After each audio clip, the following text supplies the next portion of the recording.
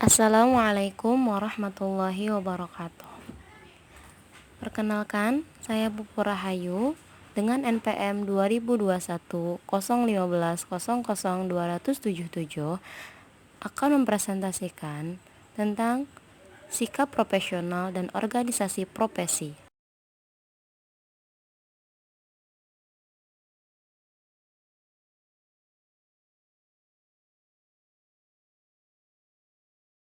Pengertian sikap profesional.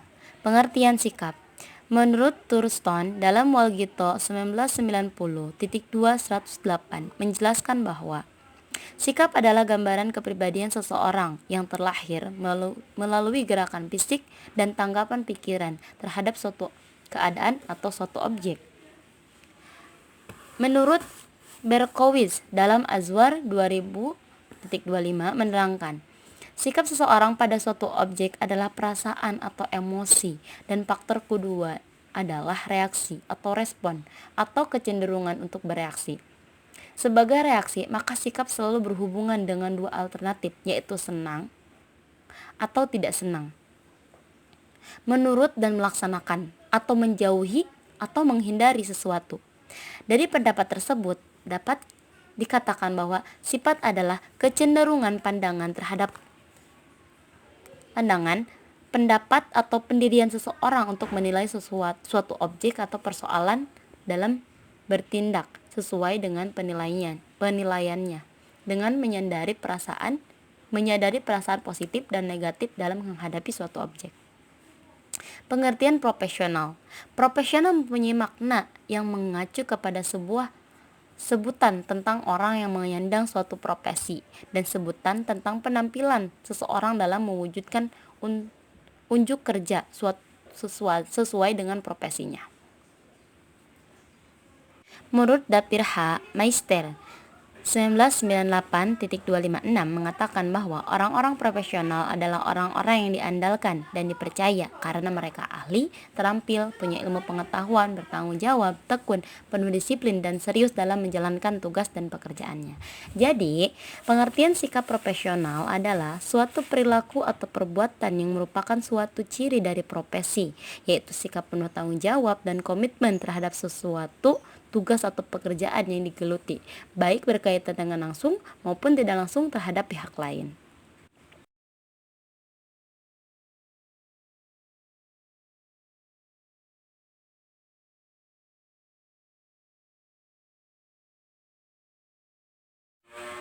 Selanjutnya, sikap profesional konselor. Seorang konselor harus memiliki sikap yang profesional agar bimbingan dapat berjalan dengan lancar dan juga efektif. Sikap konselor yang pertama yang harus dimiliki yaitu memiliki rasa empati yang tinggi. Seorang konselor haruslah memiliki empati yang tinggi sebelum menemukan solusi untuk permasalahan klien terlebih dahulu. Konselor harus memiliki empati yang baik. Jadi maksud empati adalah mengerti dan bisa mengerti pula apa yang dipikirkan oleh klien. Yang kedua, menghargai klien dengan baik. Seorang konselor harus memiliki sikap menghargai klien yang datang kepadanya. Rasa penghargaan untuk klien ini harus mampu diberikan oleh seorang konselor tanpa syarat apapun. Dengan ini akan membuat klien merasa nyaman sehingga dirinya akan bersedia membuka setiap permasalahan yang dihadapi tanpa perlu dipaksa. Yang ketiga, kemampuan untuk menerima klien apapun kondisi klien. Jadi selain menghargai, konselor juga harus menerima klien yang datang kepadanya. Apapun keadaan klien dan seberat apapun permasalahan yang dihadapi, dalam hal menerima klien setidaknya ada dua unsur yang sering kali dipakai, yakni pertama, konselor bisa berkehendak untuk tetap membiarkan adanya perbedaan antara konselor dan juga klien yang datang kepadanya. Kedua, konselor harus memahami bahwa pengalaman yang akan dilalui oleh klien nantinya adalah pengalaman yang penuh dengan pembinaan, perasaan, dan juga perjuangan. Yang keempat, memiliki kemampuan dalam memperhatikan klien.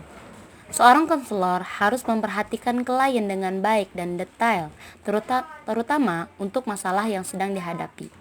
Ini artinya, seorang konselor harus memiliki keterampilan untuk dapat mengamati klien serta mendengarkan dengan seksama. Dengan cara ini, konselor mampu untuk mengetahui inti dari permasalahan serta permasalahan dari klien yang datang. Yang kelima, mampu menciptakan suasana yang akrab dengan klien. Ini adalah sesuatu sikap yang sangat penting, karena selama konseling akan membuat klien merasa rileks dan juga santai. Jika konselor dapat memperhatikan klien dengan baik, maka konselor dapat menciptakan suasana yang akrab dan santai sesuai dengan sikap dan karakteristik klien. Yang keenam, yaitu harus genuine atau asli. Maksud asli di sini yaitu seorang mahasiswa atau seorang calon konselor harus mengenali dirinya sendiri untuk menemukan apakah keunikannya yang dimilikinya dan seperti apakah gayanya. Dengan begitu, barulah konselor tersebut dapat menjadi seorang pribadi yang unik dan juga asli untuk melayani klien. Jadi tidak berpura-pura untuk melayani klien, karena klien itu akan dapat merasakan apakah konselor yang menanganinya ini benar-benar perhatian kepadanya atau tidak. Yang ketujuh, yaitu harus bisa terbuka.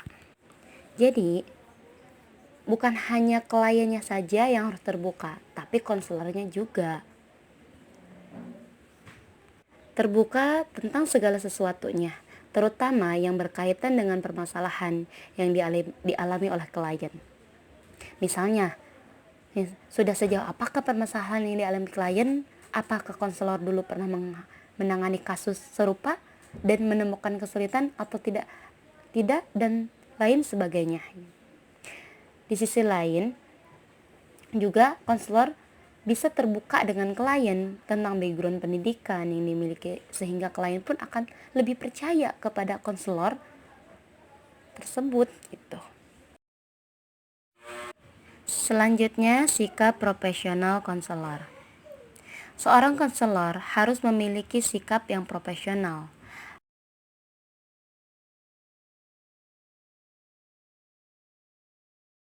Selanjutnya, pengembangan sikap profesional. Pengembangan sikap profesional dalam rangka meningkatkan mutu, baik mutu profesional maupun mutu layanan. Pengembangan sikap profesional dapat dilakukan selagi dalam pendidikan prajabatan atau selagi bertugas atau dalam jabatan. Pengembangan sikap selama pendidikan prajabatan. Di sini kita contohkan yaitu calon guru sebagai pendidik yang akan menjadi panutan bagi siswanya ataupun bagi masyarakat di sekitarnya. Pembentukan sikap yang baik tidak mungkin muncul dengan begitu saja, tetapi sikap harus dibina sejak si calon guru ini mulai pendidikannya di lembaga pendidikan guru. Dengan berbagai usaha atau latihan atau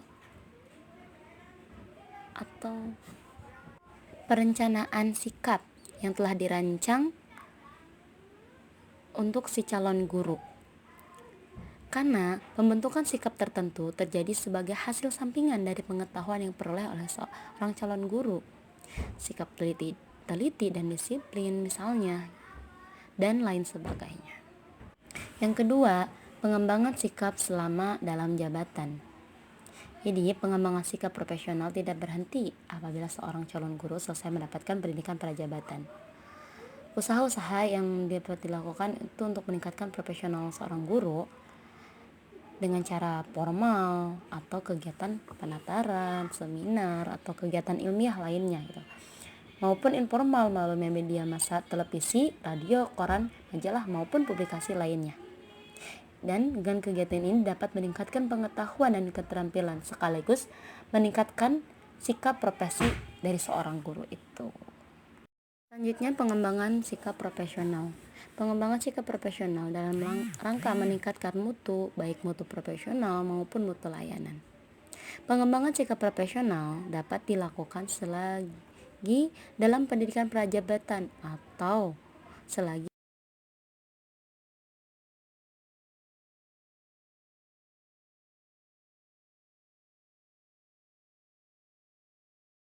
organisasi profesi.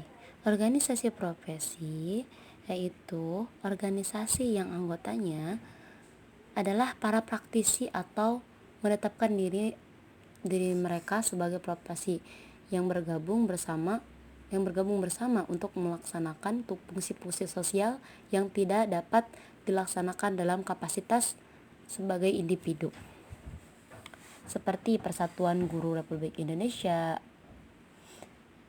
Ikatan Sarjana Pendidikan Indonesia, Ikatan Petugas Bimbingan Indonesia, Ikatan Guru Indonesia, Federasi Guru Independen Indonesia, Persatuan Guru Honor Indonesia, Persatuan Guru Nahdlatul Ulama, dan Musyawarah Guru Mata Pelajaran, dan masih banyak lagi. Sekian presentasi dari saya. Terima kasih atas waktu dan perhatiannya.